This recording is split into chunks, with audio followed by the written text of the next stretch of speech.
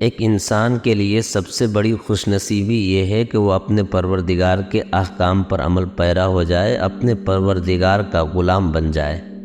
اور ایک انسان کی سب سے بڑی بد نصیبی یہ ہے کہ جس پروردگار نے اسے پیدا کیا ہے، جس پروردگار نے اسے آنکھیں دی ہے، کان دیے ہیں، ناک دیے ہے، سوچنے سمجھنے کی طاقت دی ہے،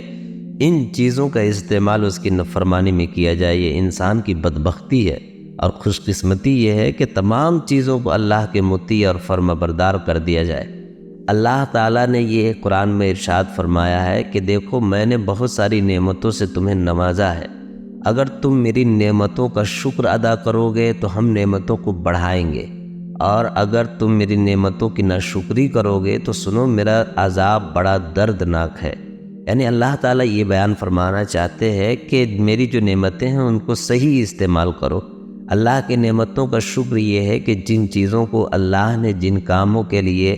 بنایا ہے ان چیزوں کا استعمال انہی کاموں میں کیا جانا چاہیے۔ مثلا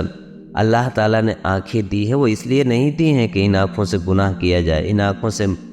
فحاشی و عریانیت کو دیکھا جائے، بلکہ آنکھیں اس لیے دی ہے تاکہ انسان اپنی ضرورت پوری کر لے، کھانے پینے کی چیزوں کو لے آئے، اور پھر اپنی جو بھی ضرورتیں ہیں ان تمام ضرورتوں کو اللہ کے حکم کے مطابق پورا کرے، نمازیں ادا کرے یا دیگر اور چیزیں ہیں ان تمام چیزوں کو پورا کرے۔ آپ کی ضرورت کے لیے، ہماری ضرورت کے لیے اللہ تعالیٰ نے آنکھیں دی ہے، مگر اگر کوئی بندہ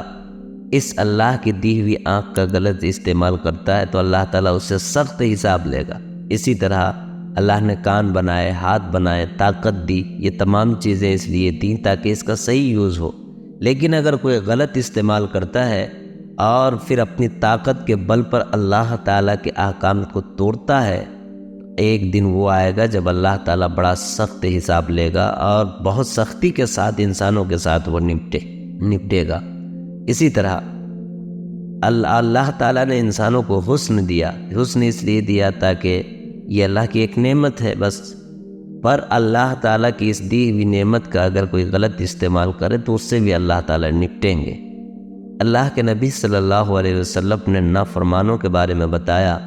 کہ جب ایک نافرمان کی موت ہوتی ہے اور وہ قبر کے حوالے کیا جاتا ہے تو قبر اس سے کہتی ہے کہ آج تو میرے پاس آیا ہے کہ اب میرا برتاؤ دیکھنا،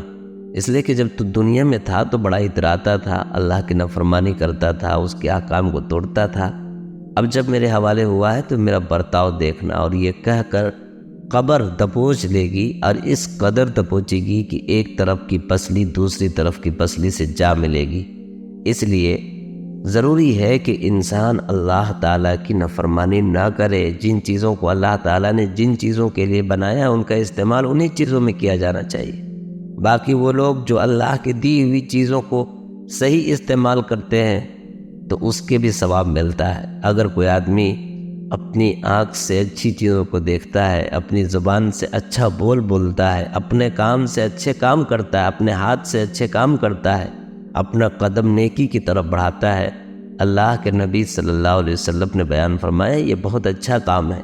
کہ اس سے اللہ تعالیٰ کے ہاں درجات بلند ہوتے ہیں۔ جو آدمی اللہ کی دی ہوئی نعمتوں کو صحیح استعمال کرتا ہے، اللہ کی دی ہوئی نعمتوں کا غلط استعمال نہیں کرتا، اللہ تعالیٰ کا انعام ہوتا ہے ایسے بندوں پر، اللہ تعالیٰ کی نظر کرم ہوا کرتی ہے ایسے بندوں پر۔ اس لیے ضروری ہے کہ اللہ تعالیٰ نے جو نعمتیں عطا فرمائی ہیں ان نعمتوں کا صحیح استعمال کیا جائے، اللہ تعالیٰ کے فرما برداری میں اس کا صرف کیا جائے۔ اللہ کے نبی صلی اللہ علیہ وسلم نے اپنی ساری زندگی اللہ کی عبادت میں گزار دی، صحابہ کرام رضوان اللہ تعالیٰ علیہ مجمعین نے بھی اللہ تعالیٰ کی کبھی نافرمانی نہیں کی، ہمیشہ اللہ کی رضا کے لیے اپنا تن من دھن قربان کر دیا۔ یہی انسان کی خوش نصیبی ہے۔ اسی لیے تو اللہ تعالیٰ نے قرآن میں بیان فرمایا فَمَنْ زُحْزِحَ عَنِ النَّارِ وَأُدْخِلَ الْجَنَّةَ فَقَدْ فَازَ، جو جہنم سے بچا لیا گیا اور جنت میں داخل کر دیا گیا،